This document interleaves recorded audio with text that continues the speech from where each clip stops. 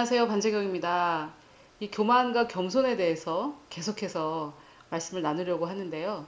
지난주에 이어서 이 교만과 겸손이 하나님의 말씀의 근거에서는 어떤 뜻이 담겼는지 그것에 대해서 좀 공부하려고 합니다. 우리는 은혜를 더 큰 은혜를 받기 위해서 겸손이 무엇인지 알아야 하고 또 교만을 하나님께서 물리치시기 때문에 우리 안에 교만을 우리가 먼저 하나님께서 물리치시기 전에 먼저 물리치는 것이 지혜로운 것인데요. 우리가 생각하는 겸손과 교만 그리고 하나님께서 생각하는 겸손과 교만이 다르기 때문에 우리는 성경에서 하나님의 말씀에서 말씀하시는 교만과 겸손이 무엇인지 알아야 하겠습니다. 여러분, 이것을 배우는 목적은 더 큰 은혜를 주시려는 그 하나님의 마음에 우리가 합당한 자로 준비되기 위한 것이기 때문에 조금 많은 사람들이 좋아하는 말씀은 아니지만 조금 야단 맞는 것 같이 들리기도 하고 그렇지만 하나님께서 사랑하시는 자들에게 징계를 하시고 거기서 징계란 벌을 주신다는 게 아니라 코렉션을 해주신다는 거거든요. 그게 아니고 바로 이거다. 이렇게 하나님께서 교정해 주실 때 우리가 하나님의 교정을 얼른 빨리 받는 것이 지혜로운 자들이 하는 것이라고 하겠습니다. 그래서 여러분 오늘 말씀을 통해서 교만과 겸손의 참 뜻을 알게 되실 것이고요. 또 동영상 마지막에 제가 다시 나올 거니까 여러분 끝까지 시청해 주시기를 바랍니다. 제가 생각할 때 하나님께서 이 메시지를 전달하길 원하시는 것 같아요. 그리고 이거를 제가 딱 알고 나서 조이스 마이어라든지 제가 좋아하는 분들 설교를 들어보니까 그분들이 교만, 겸손 이런 표현을 쓰진 않지만은 이 얘기를 하고 계시더라고요. 그리고 조이스 마이어 목사님이 올해 7월에 지금 7월 24일이니까 올해 7월에 걱정 근심이 없는 삶이라는 책을 하나 내셨는데 그게 겸손의 결과 열매거든요. 그래서 이거를 딱 제가 알고 보니까 제가 이렇게 존경하는 분들을 보니까 그분들이 다 이 과정을 겪었더라고요. 교만을 내려놓고 겸손을 택하는 과정들을 다 지나가셨더라고요. 그래서 이게 정말 하나님의 말씀은 틀림이 없고 편법이 없잖아요. 편법이 없기 때문에 이게 맞고 또 저도 지금 앤드루 워메 목사님이 옛날부터 하던 말씀이지만 교만과 겸손이라는 딱 이 주제로 한 거는 이제 올해 초니까 저도 이제 뭐 한 6, 7개월 이 말씀을 듣고 있는데 이게 우리가 영혼 몸을 가지고 구원을 보고 사람을 보면 너무나 쉽듯이 교만과 겸손이라는 이 마음의 두 태도를 가지고 사람을 보면 나를 보면 정말 너무 쉬워요. 너무 간단해요. 진짜. 눈이 밝아지실 거예요. 그래서 여러분 옛날에 혹시 그 No Way Out이라는 영화 보셨어요? No Way Out? 그 사람 누구더라 하여튼 엄청 오래된 영화인데 이게 무슨 영화냐면 사실은 주인공이 그 나쁜 놈이었던 거예요. 그러니까 미스테리 영화였는데 기억이 안 나세요? No Way Out 기억 안 나세요? 그 배우도 내 기억이 안 나네. 이 주인공이 미국 군인이었는데 지금 스파이가 있는 거예요. 그래서 이 주인공이 그 스파이를 찾아내는 임무를 받았어요. 그런데 영화 끝에 이 사람이 그 사람인데 이 영화를 보는 사람들이 다 충격을 받는 거예요. 그걸 알 수가 없어요. 영화를 볼 때 내내 복선이 없어요. 영화를 보는 내내 이 사람이 그 스파이일 거라는, 그러니까 주인공이잖아요. 주인공. 이 주인공이 지금 스파이를 막 찾는데 이 영화를 보는 내내 이 주인공이 스파이일 거라는 생각을 아무도 하지를 못하고 마지막에 이 사람이 잡혀가요. 잡혀가는데 이 사람이라고 해가지고 잡혀가는데 우리는 다들 보는 사람들은 다들 뭐라고 그러냐면 누명을 썼네 막 이렇게 한 거예요. 나중에 이 사람이 유창한 러시아 말로 하는데 그 관중이 다 혼란에 빠져요. 뭐지? 이러면서 알고 보니까 이 사람이 스파이였던 거예요. 그리고 바로 끝나버려요, 영화가. 그 충격이란 이루 말할 수가 없어요. 그런데 제가 이 교만과 겸손에 대해서 알게 되고 나서 그 영화를 본 것과 같은 그런 느낌이에요. 이게 뭐지? 이게 아닌데 이러고 있다가 눈이 딱 밝아지고 이게 문제였구나. 이게 문제구나. 이 교만이 문제구나. 이 교만이. 아니 왜 이 사람은 왜 이런 모습이 있지? 이 사람은 어떻게 이렇게 해서 이렇게 됐지?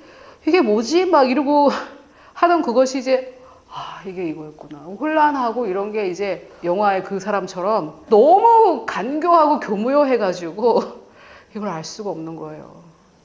그래서 제가 그 노예 아웃이라는 영화가 생각이 나더라고요. 영화도 별로 보지도 않았어. 맨날 영화 얘기를 해서 죄송하지만은. 근데 그게 그 영화를 보고요. 제가 마지막에 딱 알거든요. 마지막에. 그리고 끝나버리거든요. 영화가. 그러니까 나오면서도 서로 얘기해요. 그 뭐야? 어떻게 된 거야? 나오면서 사람들이 어떻게 된 거야? 이 사람이 그냥 러시아 말만 유창하게 하고 그냥 끝나버리거든요. 어렸을 때부터 이 미국에 보내져가지고 러시아 사람인데 미국에 보내져서 미국에서 엘리트로 성장을 한 거예요. 그래서 미국 군인이 되는 거예요. 지금 테러리스트들처럼. 그냥 거기서 살아서 아무도 이 사람을 의심할 수 없는. 이게 바로 사단이 하는 일이에요. 몰라요. 이게 지금 사단이 하는 일인지 아닌지 우리가 모르는 거예요. 너무 교묘하고 간교해서. 그래, 이게 제가 너무 충격적이더라고, 이 부분이. 이게 영혼몸은 영혼몸 딱 그래가지고 영 이거 혼 이거 이렇게 딱 쉬운데 이 교만과 겸손은 여러 방향에서 설명을 할 수가 있어요. 왜냐하면 사람의 마음의 자세기 때문에 그래요.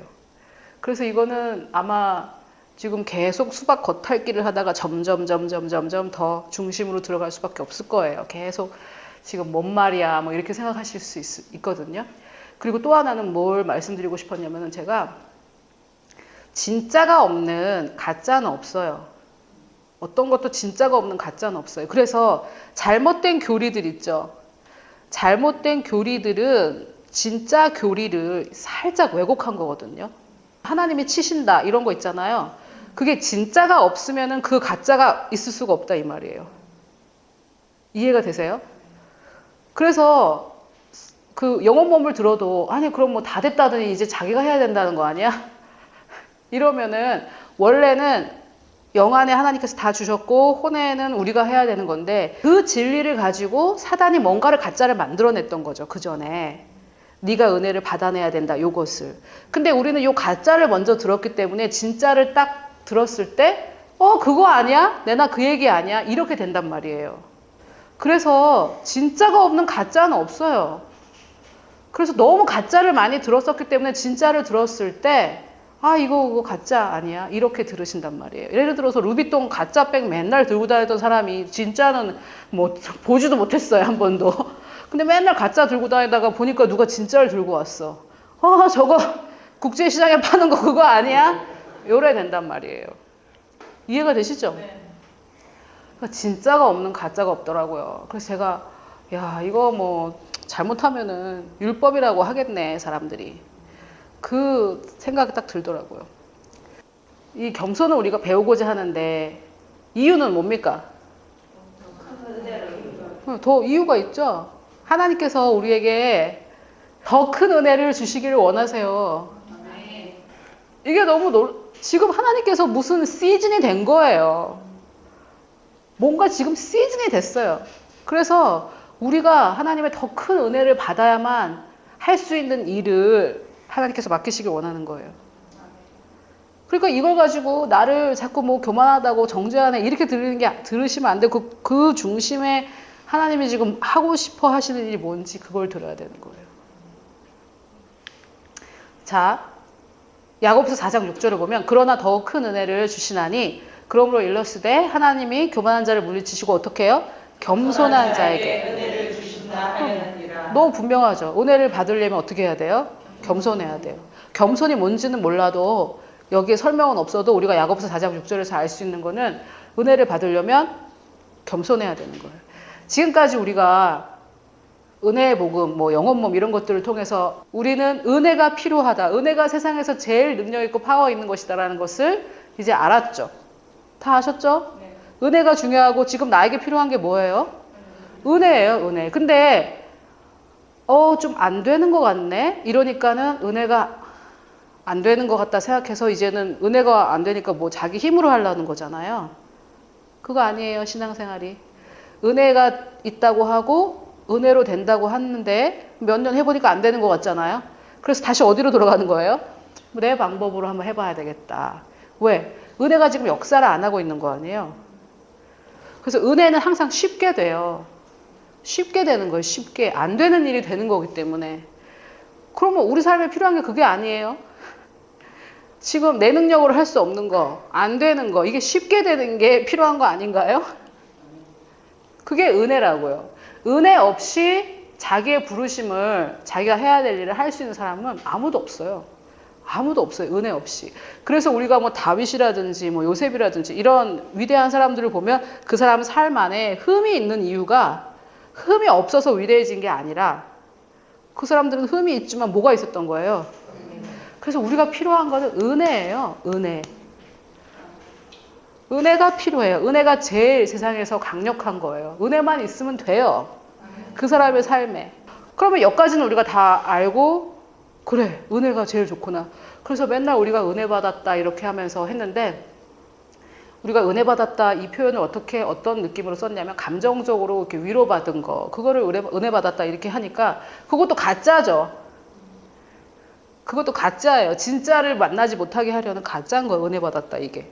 감정적으로 좀 터치가 있으면 은혜 받았다 이렇게 하거든요. 근데 은혜는 그런 게 아니에요. 은혜는 이 사람의 능력으로는 할 수 없는데 그냥 되는 거예요. 그냥 되는 거. 하나님이 이 사람을 부르신 그 일이 되는 거예요. 하나님이 명하신 일을 하려고 할 때 그 일이 되게 만드는 것이 은혜라고요. 그냥 내가 원하는 일을 되게 만드는 게 아니에요. 이해가 되십니까? 하나님이 명하신 일을 되게 하는 거죠. 그런데 이 은혜를 이제 잘못 이해해서 내가 원하는 것을 하기 위해서 하나님의 능력을 끌어다가 쓰는 이렇게 이해를 한 거죠. 항상 가짜가 있습니다. 가짜가. 그런데 그러면 은혜를 이제 중요한 건 은혜라는 걸 알았다는 거예요. 은혜가 필요하구나. 근데 은혜는 그러면은 아무나 받나? 근데 은혜는 아무나 받아요. 은혜는 아무나 받아요. 여기 와이파이가 있잖아요. 지금 아무나 받아 쓸 수 있죠? 근데 아무나 받아 쓸 수 있어요. 와이파이는 그냥 주어진 거예요. 근데 뭘 알아야 돼요? 비번을 알아야 되잖아요. 아이디 비번을. 그런 것처럼 이미 주어진 은혜를 받는 그 방법이 바로 겸손이라는 거예요. 겸손. 그러면 겸손이 뭔지를 이제 알아야 되겠죠. 겸손이 뭔지. 두 번째는 교만한 자는 물리치신대요. 저것도 신약의 하나님의 진리예요. 그러면 교만한 자는 하나님을 물리치시는데 왜 물리치시는지를 제가 설명을 해드리겠지만 일단 야고보서 4장 6절에서 우리가 알 수 있는 것은 교만하면 안 된다라는 건 아는 거죠. 이거를 교만하면 안 되는 거예요. 교만하면. 예를 들면 이런 거예요. 뭐 인터넷으로 뭔가를 구입하는데 이 인터넷 사이트는 비자는 되는데 마스터는 안 되는 거예요. 그런데 설명이 있는데 못 봤어요. 만약에. 그래서 계속 마스터카드로 하려면 됩니까? 안 돼요. 왜요? 이 쇼핑몰이 나한테 물건 팔기 싫어서? 그건 아니죠. 내가 다른 카드를 지금 쓰고 있는 거잖아요. 그래서 교만과 겸손이라는 두 가지 방법이 있는데 내가 하나님의 은혜의 흐름을 교만은 막을 수 있다는 거예요. 은혜의 흐름을. 교만이 은혜보다 센 건 아니에요. 은혜보다 더 강력한 건 없어요. 그렇지만 이 흐름을 막을 수 있다 이 말이에요. 이해가 되시죠? 자, 또 계시록 18장을 보면은 이제 이런 말씀을 이제 교만과 겸손에서 할 수밖에 없는데 이런 말씀을 했을 때 이게 뭐 은혜가 아니었어? 이렇게 이제 들리는 거거든요. 또 내가 들으니 하늘로부터 다른 음성이 나서 이르되 내 백성아, 이거 누구시겠어요? 하나님이시죠. 내 백성아. 그러니까 하나님이죠. 하나님이 그리스도인들에게 하는 거야. 내 백성아, 거기서 나와서 그의 죄에 참여하지 말고 그가 받을 재앙을 어떻게 해요? 그러면은 그리스도인들이 거기서 나오지 않고 그의 죄에 참여하고 있으면 어떻게 돼요? 그게 받을 재앙을 받아요. 그러니까 저게 진리인데 죄를 져서 하나님이 치셨다. 이거는 가짜예요. 이건 가짜예요. 자, 잘 들어보세요. 내 자녀가 그 학교에 문제아 집단이랑 같이 놀기를 원하십니까? 아니면은 그 학교에 점심시간 때마다 모여서 방언 기도하고 학교를 축복하고 기도하는 신우회에 들어가서 놀길 바라십니까? 왜요? 이 문제아들은 그럼 하나님이 버리셨나요? 영향을 받아요, 안 받아요? 영향을 받아요. 그래서 이 교장 선생님이 도저히 안 되겠다 이래가지고 얘네들을 다 퇴학시키기로 했어요. 근데 물증을 잡아야 되잖아요. 어느 날 딱 잡았는데 내 자식이 그날따라 여기랑 같이 놀고 있었어요. 그러면은 이 문제아 그룹이 받는 재앙을 이 자식도 받습니까? 안 받습니까? 받아요. 이거를 얘기를 하면 사람들이 나는 이게 왜 이해가 안 되는지 모르겠어요. 그리스도인들이 결혼 안 하고 동거해요. 그러면 하나님은 죄를 용서하셨다며 은혜라며 그러면서 그냥 동거를 해요. 하지만 동거라는 그 죄 있잖아요. 동거라는 그거에 내린 하나님의 재앙이 있다고요. 그 동거라는 그 사실 자체에 내린 재앙이 있다고요. 그러면 내가 동거라는 그 사건, 그 말하자면 영적 진리 실제인데, 죄인데 아무튼 그 안에 있는 이상 내 죄는 용서받고 했지만 재앙을 받습니까? 안 받습니까? 받아요. 받는데 얘네들은 문제아 집단이고 내가 문제아 짓을 하다가 정악을 먹고 퇴학을 받았다. 이건 너무 우리가 분명하게 알 수 있는데 이런 건 잘 몰라요. 어디서 터질지 모르는 거예요. 예를 들어서 거짓말하는 게 하나님 뜻입니까? 아닙니까? 여러분 거짓말하면 하나님 용서하세요? 안 하세요? 용서하세요? 안 하세요? 왜 대답을 못 하세요? 이미 용서하셨죠. 이미 용서하셨죠. 근데 계속 거짓말을 내가 하면 거짓이라는 것에 내려진 하나님의 재앙과 진노가 있다고요. 그러면은 내 삶에 그 재앙과 진노가 임합니까? 안 임합니까? 여러분 이거를 말씀을 잘 구분하시고 분별하시면서 들으셔야 돼요. 이게 없다고 전하는 사람들이 있어요. 이게 없다고. 있어요. 분명하게 우리가 몰라요. 그런데 어디로 터져서 어떻게 나오는지 분명하게 몰라요. 사람마다 다른 것 같아요. 이 사람도 거짓말하고 저 사람도 거짓말하고 문제가 똑같지만 그 죄의 열매가 다른 경우가 많아요. 그래서 본인이 모를 수 있어요. 내 삶에 지금 이런 문제가 있는데 뿌리가 이거다라는 걸 모를 수가 있어요. 그런데 뭐 다양하지만 문제는 교만이에요. 죄예요. 죄. 그러면 이제 이런 거죠. 그러면 죄는 다 용서됐다는데 죄값을 내가 치르란 말이냐? 이렇게 이제 생각할 수 있는데 여러분 성경에 보면 간음하면 돌로 쳐 죽이라고 그래요. 그러면 하나님의 진리에 있어서 간음은 죄예요. 그 죄값은 뭐예요? 돌로 쳐 죽임을 받는 거예요. 돌로 쳐 죽임을 받는 거. 그런데 죄도 용서하셨고 그 죄값 있죠. 죄값. 돌로 쳐 죽임을 받는 것도 안 받아요. 우리는. 왜요? 누가 받으셨어요? 예수님이 받으셨어요. 안 받아요. 죄값을 안 받아요. 그런데 만약에 여기 계신 아내분들 남편이 어디서 바람 피고 왔어요. 어떻게 하실 거예요? 그 다음날 반찬 뭐 밥도 안 먹여주겠지? 그게 죄값이에요? 그건 죄값이 아니에요. 죄의 결과예요. 그냥 따라오는 죄의 결과. 이런 것들에서는 자유하지 않아요. 이런 것들에서는 자유하지 않아요. 여러분 예수 그리스도께서 채찍을 맞으심으로 우리가 나음을 입었어요. 근데 맨날 밤늦게 자고 아침에 일어나가지고 뭐 과자 부스러기나 먹고 디저트나 먹고 이러면 그 사람 건강할 수 있어요? 그건 아니죠. 그런 거예요. 근데 우리는 용서받았다, 은혜다 이런 개념으로 혼란 가운데 빠진 게 너무 많아요. 혼란 가운데 빠진 게 굉장히 많아요. 그러다 보니까 이 말씀을 전하는 사람들도 죄에 빠지는 것 같아요. 이게 조금 애매하실 수 있는데 그 미량이라는 영화 있죠. 이 사람이 유괴를 해서 아이를 죽여서 감옥에 가가지고 예수님 믿었어요. 그럼 이 사람의 모든 죄는 용서됐어요? 용서됐죠. 그럼 이 사람은 감옥 안 살아도 돼요? 감옥을 살아야 돼요. 이거를 죄값은 아니에요. 이거는 내 죄에 대한 하나님 앞에 값을 치르는 거는 아니에요. 하나님과의 관계에서.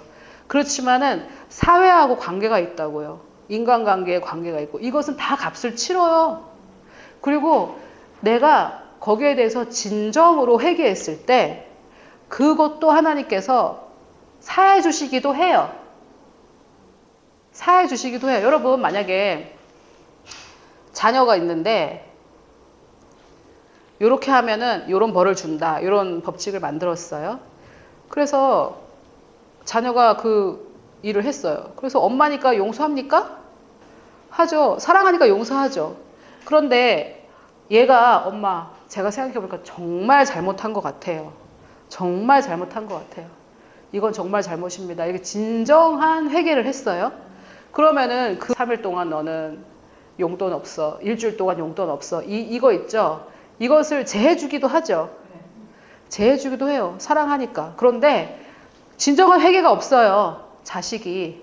그러면 그걸 제해주면은 사랑하는 겁니까? 사랑하는 게 아니죠. 예를 들어서 이렇게 해볼게요. 자식에게 돈을 줬어요. 부자예요, 엄마는. 백만장자예요. 엄마, 돈 주세요. 너 어제 줬잖아. 어떻게 했니? 아, 다 써버렸어요. 아, 그래, 여기 있다. 이렇게 하시겠어요?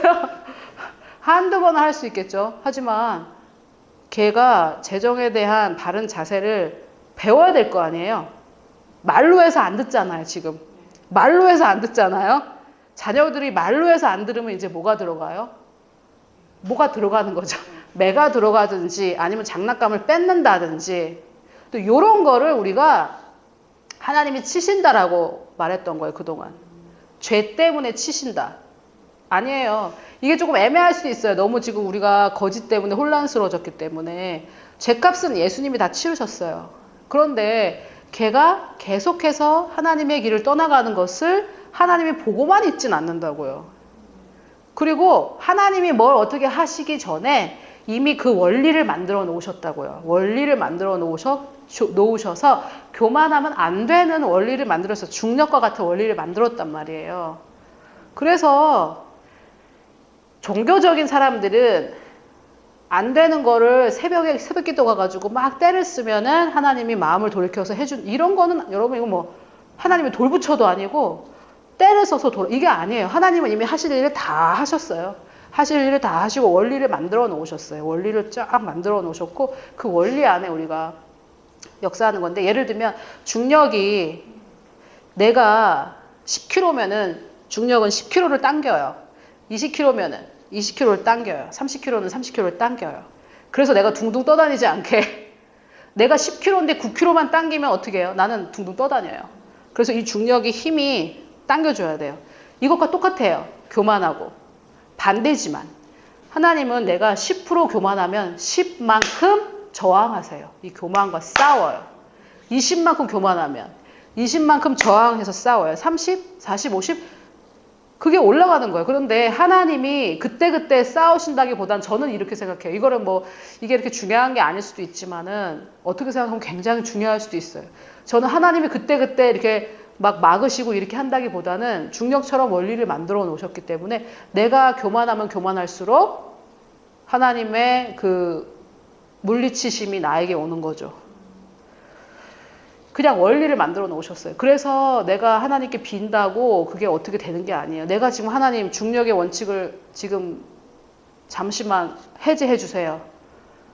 빌딩에서 좀 이렇게 딱 뛰어가지고 살짝 좀 떠 있고 싶어요. 이래가지고 되는 게 아니잖아요. 원리이기 때문에. 그래서 하나님께서 왜 이렇게 말씀하세요? 거기에 재앙을 안 내리면 되는 거 아니에요? 하나님이. 거기에 재앙을 안 내리면 되는 거 아니에요? 하나님 마음인데? 우리는 이렇게 생각한단 말이에요. 거기에 재앙을 안 내리면 되지. 왜 나오라고 하노? 이렇게 생각한단 말이에요. 거기는 재앙이 선포되어 있어요. 하나님이 금하신 것들에는 재앙이 선포되어 있어요. 네, 여러분 어떻게 보셨습니까?